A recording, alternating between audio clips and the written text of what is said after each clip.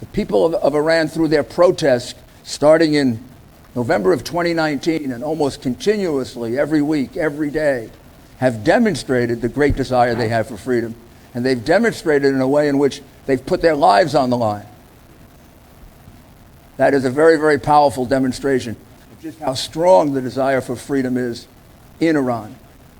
In the very early days of those protests, over 1,500 people were killed by the murderous regime of terror.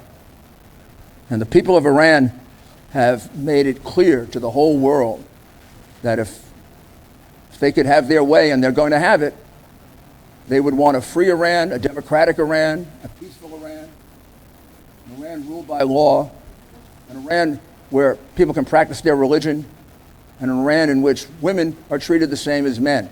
Those are precisely the goals of the National Council of Iranian Resistance, precisely the goals of MEK, and they are the goals enunciated by Maryam Rajavi in her very, very brilliant and universal 10 principles, which are completely consistent with the highest values of the United States and similar governments.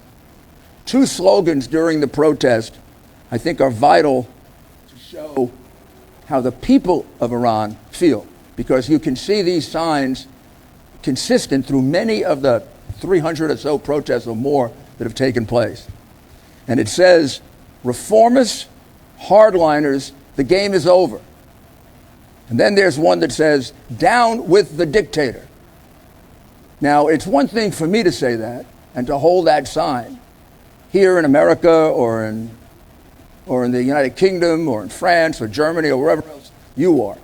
It is another thing to hold that sign in Tehran. That's a mark of death.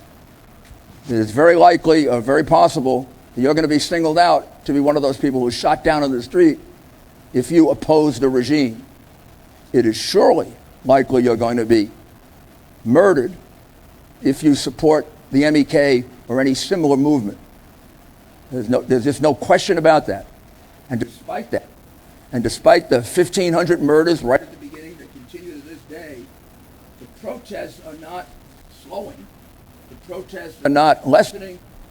They're becoming greater and greater and greater.